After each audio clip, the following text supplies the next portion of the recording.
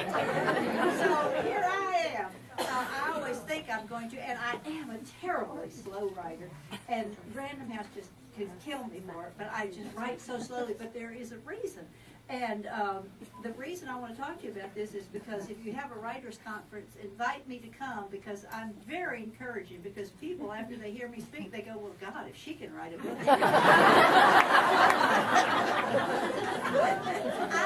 You are looking at the most unlikely writer that you will ever see in your life, because, and this is the true story, I can't even spell my name. Now, a lot of people don't know that Fannie Flagg is not my real name. My real name is Patricia Neal. And there was already a Patricia Neal. She had the career, the great career.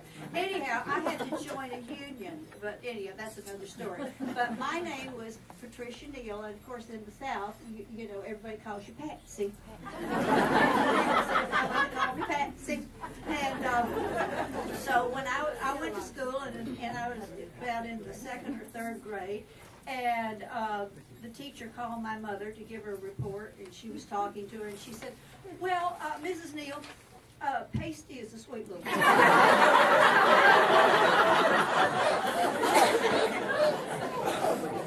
She's a little shy, but she plays well with others, and Pasty has been very, very good at playtime. And finally my mother said, oh, I'm sorry. She said, you know her name is Patsy. She said, well, she spells it Pasty. So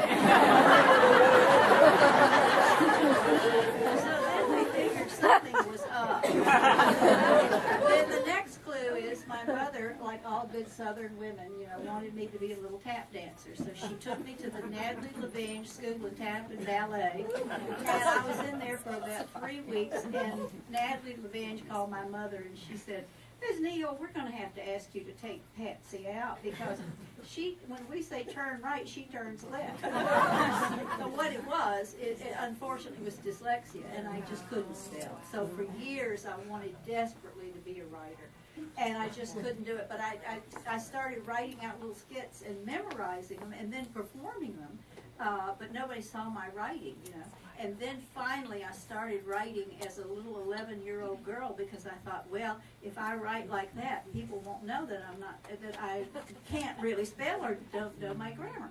So I wrote a little short story called Daisy Faye and the Miracle Man. And it got to a publisher in New York, and he called me for a meeting, and I thought, oh, he wants more little short stories. And he said, no, we want you to write a novel based on that short story. And I said, oh, I said, how long is the novel?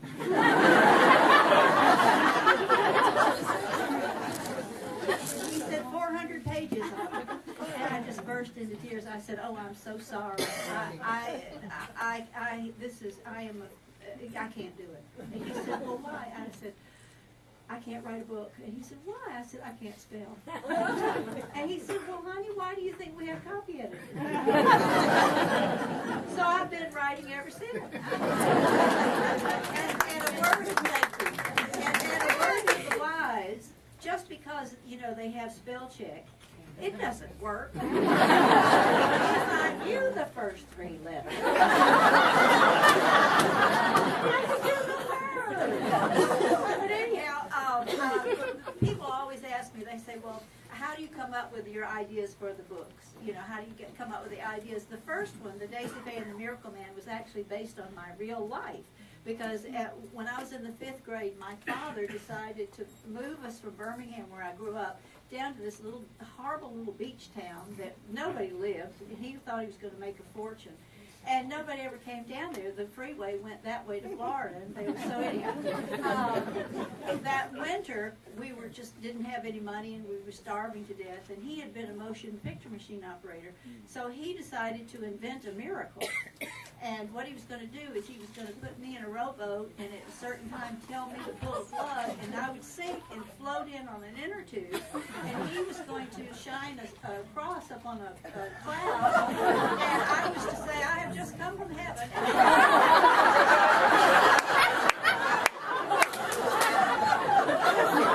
I have a message for everyone, and he was going to turn me into an evangelist. Well,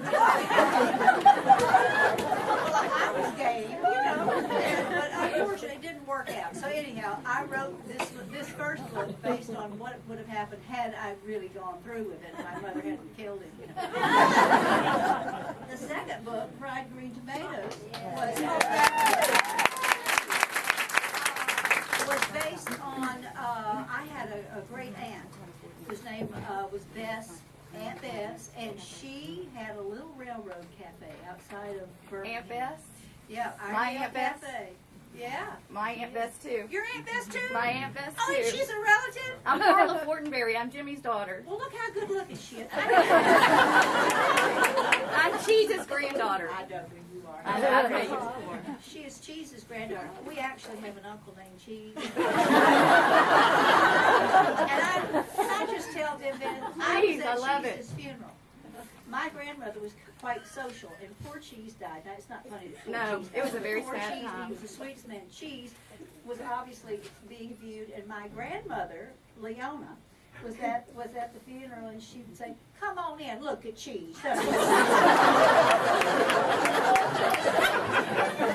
Cheese look wonderful? That was one of my childhood memories. But anyhow, you can see where my family comes from. But anyway,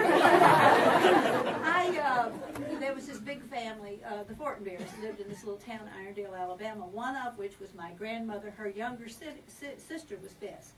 And in 1980, as happens to all of us of a certain age, we lose our parents. And unfortunately, both my parents died within 3 months of one another, just quite suddenly.